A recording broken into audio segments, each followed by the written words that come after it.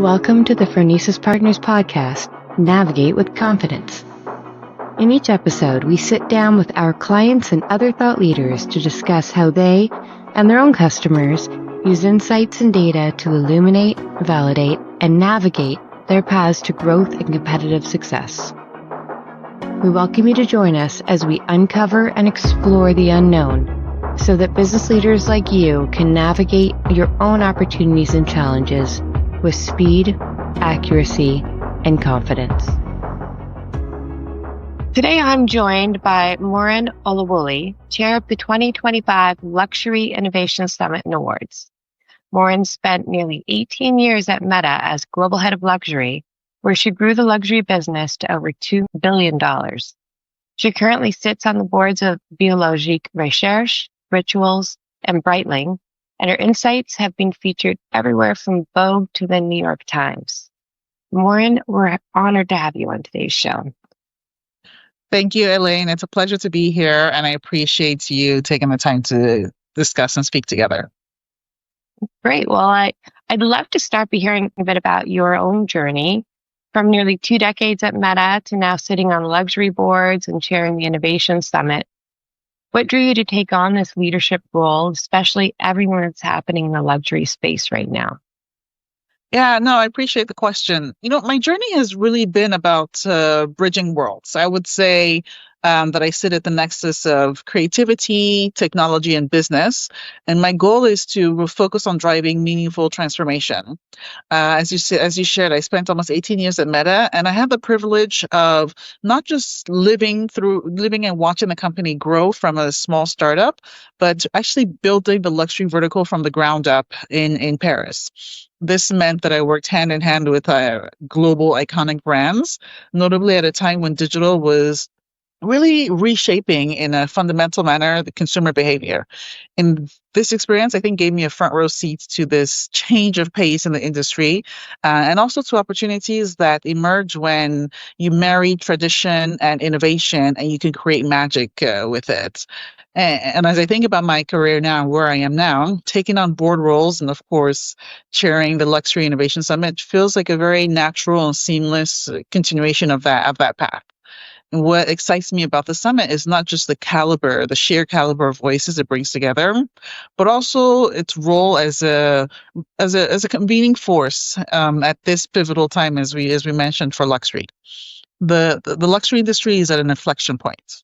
When you think about sustainability, when you think about digital transformation, and notably shifting consumer values, these shifts are defining what luxury means and will mean for the future. And this platform allows us to pause, to reflect, and really to collectively shape the future of our industry. So when I think about why now, why this moment, and why this role, for me, it's about sparking dialogue, having debate, bridging or even defining perspectives, and creating momentum for what's sure to be an exciting and fundamental next chapter for luxury. So you talk about shifting. We keep hearing that luxury is really shifting beyond just beautiful products to being increasingly more about experience and personalization. I know you've witnessed luxury's evolution firsthand at Meta in the 18 years you were there. But from your front row seat to this transformation, what are you now seeing in terms of how consumers are thinking about luxury different? Now, I have the fortune and the pleasure to really be at the forefront of this shift, meaning, as I mentioned, it was a digital transformation, a digital shift where brands were quite resistant, or at least didn't understand what digital could mean in their brand story. And now we're really starting the next era, which is, of course, luxury is about beautiful product and creativity around those products, but it's no longer in the consumer's eyes about owning something beautiful. It's about how this product makes you feel. It's about how the stories that one can tell and the memories that one can create. Personally, for me, true luxury, it's much more about emotion as it is about aesthetics. Hmm. It's the watch that's passed down from a parent or gifted to celebrate a special moment, the dress that's worn on a milestone occasion, or even a fragrance. Fragrance is very strongly tied to memory, and it brings you back to a moment in time. So it's not just objects, they're vessels of meaning and identity. And I think about today, what's exciting about today's consumers, they're demanding more from luxury.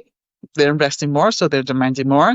They're demanding experiences that are deeply personal, that are purposeful, and especially that are aligned with their own values. And they're asking not just, does this make me feel special? Is this pretty on me? But they're asking more global questions, meaning, does this brand share my worldview? Does this brand respect the planet, culture, and people? And I think that this is a very powerful shift.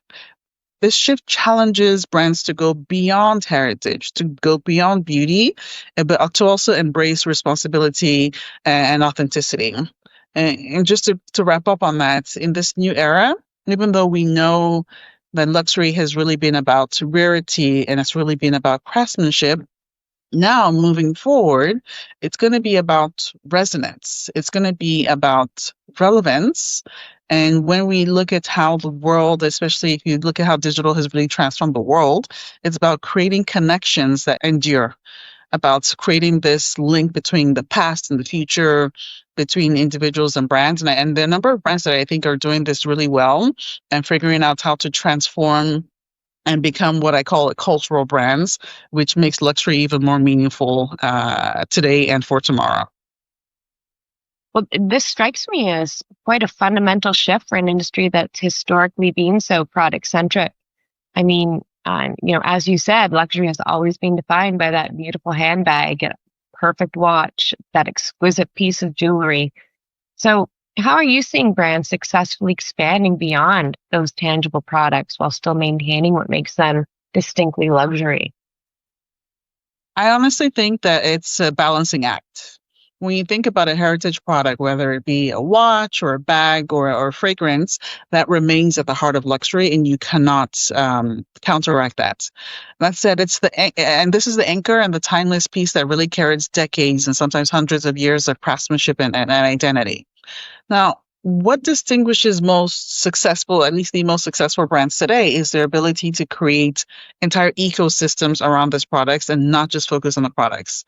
One example, we, I think, all know how iconic for a maison like Hermes creates iconic products like Birkin and Kelly bags, which are not only a symbol of artistry because they take tens of hours to produce, but they've also succeeded to creating this entry point into this world that's tied around the brand identity of Hermes, this equestrian culture. Then looking at objects like silks and scarves, home objects, and even creativity across the digital channels. Or when you think of hard luxury, how a brand like Rolex extends beyond the timepiece into cultural partnerships with tennis, with the arts, with sailing, making ownership and being a part of this brand a much more broader narrative of excellence and of course, achievement in high-end watchmaking. Eh, On the other side, newer activations are really expanding these ecosystems in I think, very interesting ways.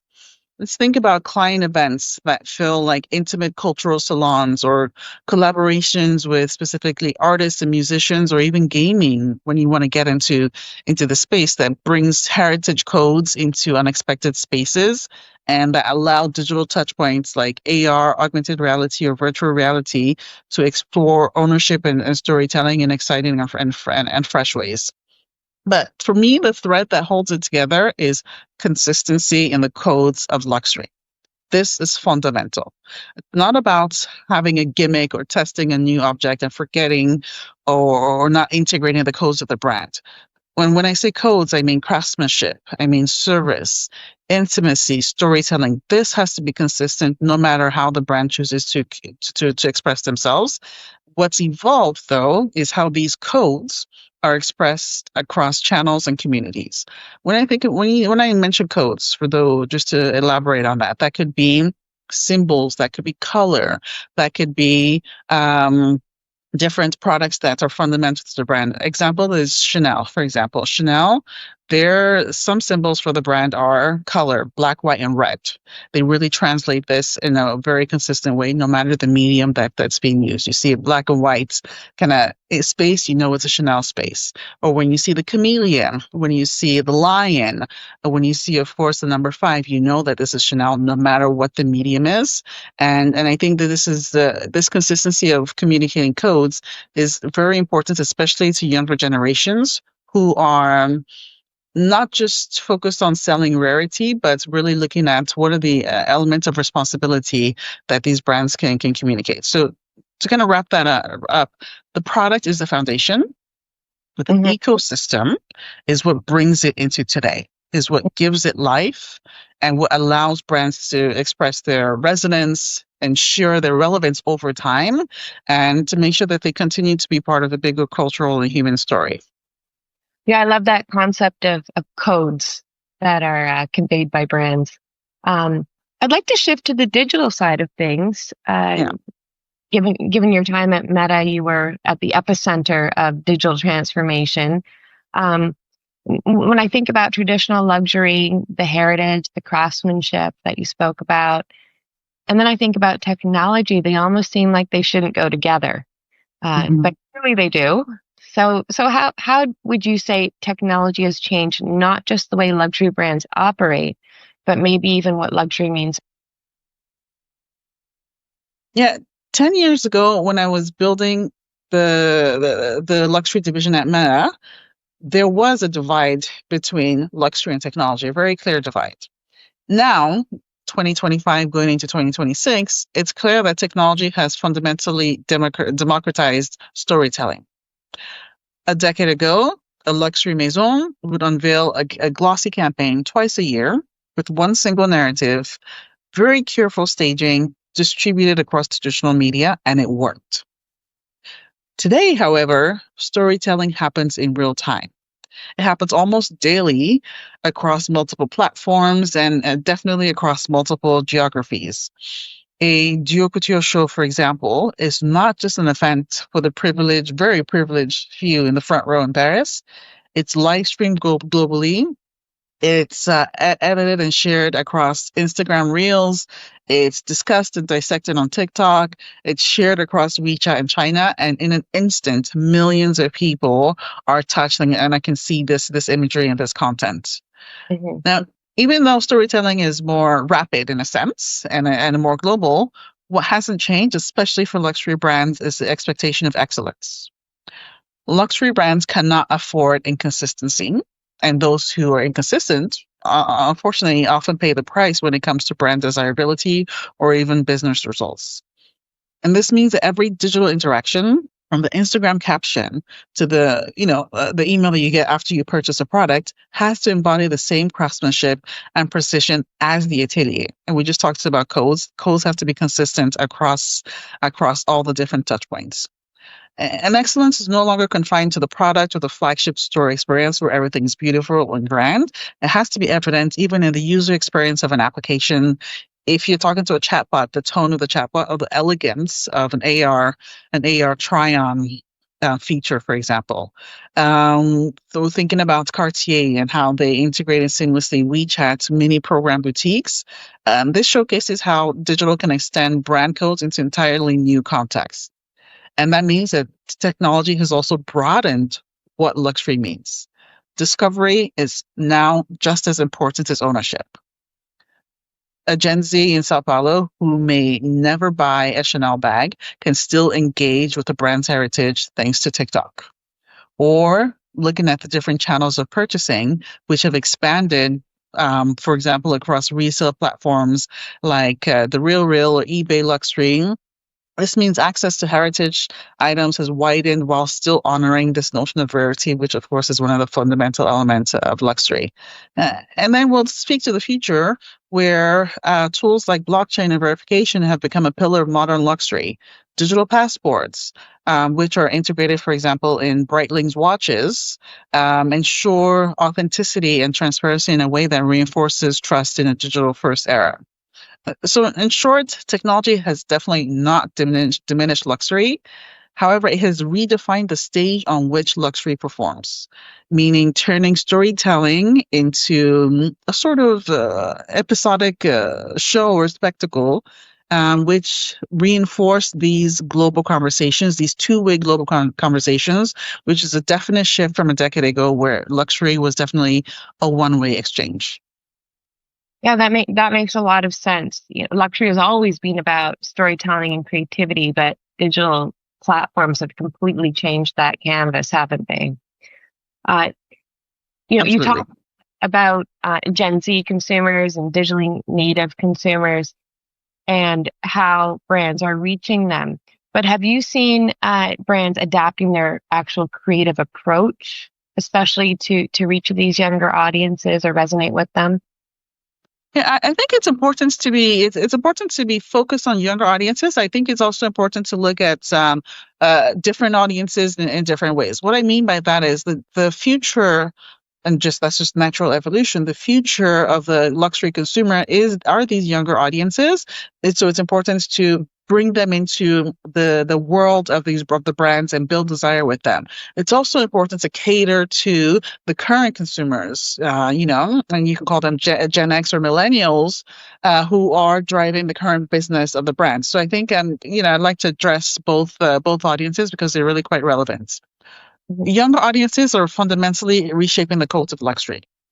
They want transparency, they want authenticity and creativity, and they want this to feel personal and not orchestrated or staged, which means that, think in a good way, which means that this has pushed brands to tell deeper, more human stories. So instead of showcasing only the beautiful, polished end product, brands are actually lifting the curtain, highlighting or spotlighting atelier artisans who are working in ateliers, who are really documenting the hours and hours of craftsmanship behind a single bag, which, by the way, is good for business because it showcases why a bag or why a piece of jewelry is worth what it's worth, because there's so much time and skill put behind it.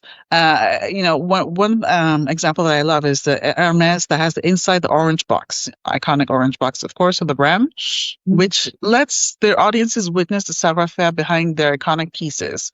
Whereas if you look at a brand like Bottega Veneta that's very much known for their hand woven and leather, and they really have brought a behind the scenes view in short videos that are really optimal for TikTok or optimal for Reels on Instagram. So what's changing is the definition of luxury storytelling. It's not about this untouchable perfection. It's about fostering the sense of connections. And Gen Z and millennials want to see people and values behind the brand and not just to see the beautiful product, which I think is very relevant, and brands are adapting to it. Not everyone, but there's progress there. And on the other hand, Gen X approaches luxury differently. They came of age in an era where luxury was defined by aspiration, heritage, and scarcity. Yet today, they also expect a certain layer of transparency, authenticity. So for them, storytelling has to blend both worlds. The classic codes of craftsmanship and excellence, and also paired with deeper narratives that highlight people and values, and especially the cultural context behind the brand. While they may not thrive on the immediacy of TikTok or constant engagement, they do value thoughtful, well-crafted content, which can really have a positive impact on appreciation for quality. So, knowing that Gen X is not about flash innovation for innovation's sake, it's really about depth and trust. Brands can really figure out, understand their audiences better, and find the different ways of communicating thanks to digital that not only focus less on flawless imagery and more on building resonance on one hand, but on the other hand, can really drive this honor of tradition and also delivering excellence and loyalty over time. So, there are a lot of emerging technologies. Well, they've been around for a while now, but they're really starting to become the norm. AI, virtual reality, blockchain, you mentioned. From your board positions and everything you're seeing in the industry, what do you think luxury brands really should be preparing for next? Yeah, it's a very, very interesting question. And don't we all wish that we had a magic ball to predict the future? What I can say is that AI, artificial intelligence, is revolutionizing personalization in ways that we could only imagine a few years ago.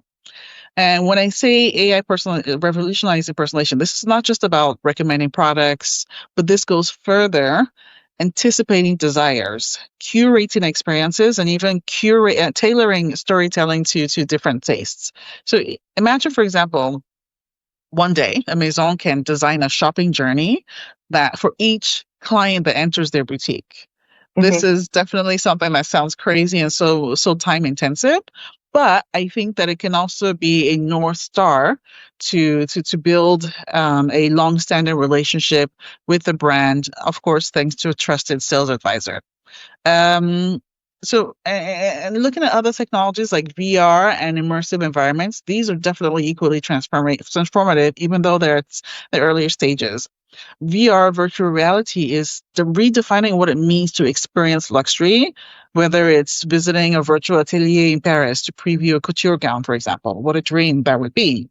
Or to attending an exclusive watch event in Geneva without leaving your living room. The idea here is not to replace the magic of in-person touch, because in-person is the ultimate experience. But it's more so about how do you extend the brand universe while maintaining this level of excellence. And I think that technology is on its way. There's still some work to be done to make sure that the digital experience is as qualitative as a physical experience. But this is definitely en route. And then when you think about trust and how blockchain can solve some of the luxury industry most critical trust issues. Yeah. Functionalities and tools like digital passports and especially traceability, notably if you're thinking about materials, can ensure authenticity, can even protect heritage, and in a lot of ways reassure consumers about provenance, whether it's verifying a vintage Hermes bag or confirming that diamonds are ethically sourced in a lovely piece of jewelry. So the future of luxury will definitely be enhanced by technology, but not technology alone, which means it's about really combining technology with creativity, because you can't do it without both. When you look at craftsmanship, when you look at héritage and savoir-faire, and then you marry that with AI, with VR, with blockchain, I think that's where the true magic happens, where you have experiences that are both seamless, but also super cutting edge. Those are fascinating examples.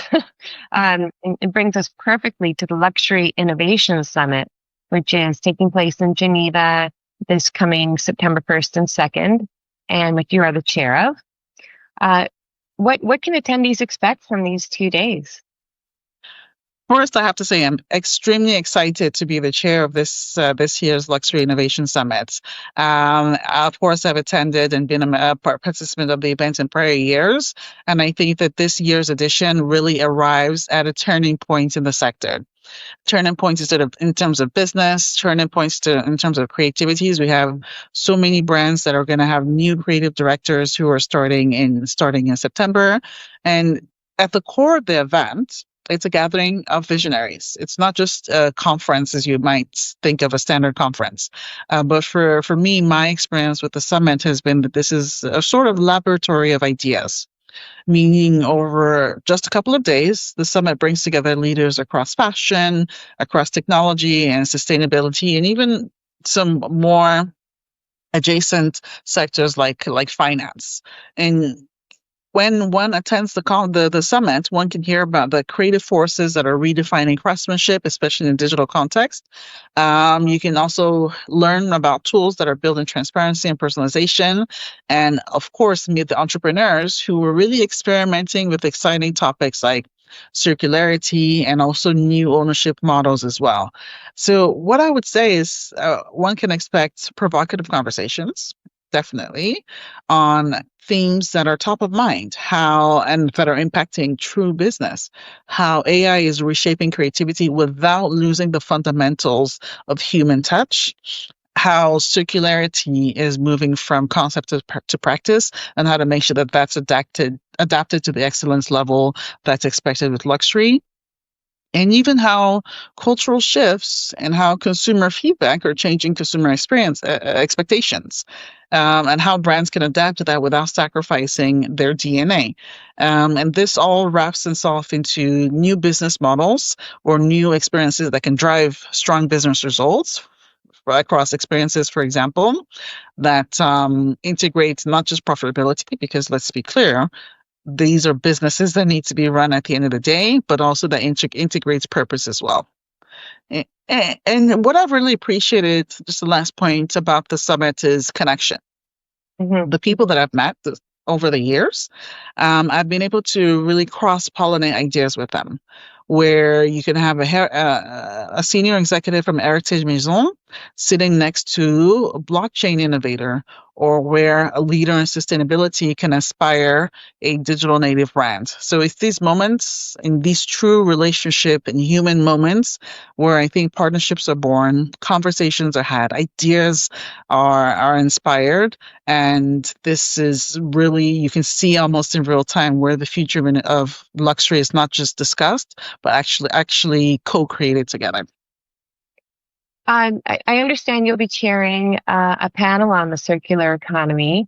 Maybe you could tell me a little bit more about that, and what other conversations or themes you may be most excited about, and why these themes are so timely and important at this moment. Yes, with pleasure. Yes, and definitely I'm going to be moderating a panel on the future of circular luxury. And so I'm going to be speaking with leaders from companies who are at the core of this this theme and topic, from eBay to Breitling. And so it's really a pleasure to be able to speak to what their vision of circular luxury is, and what are the new technologies that can support that.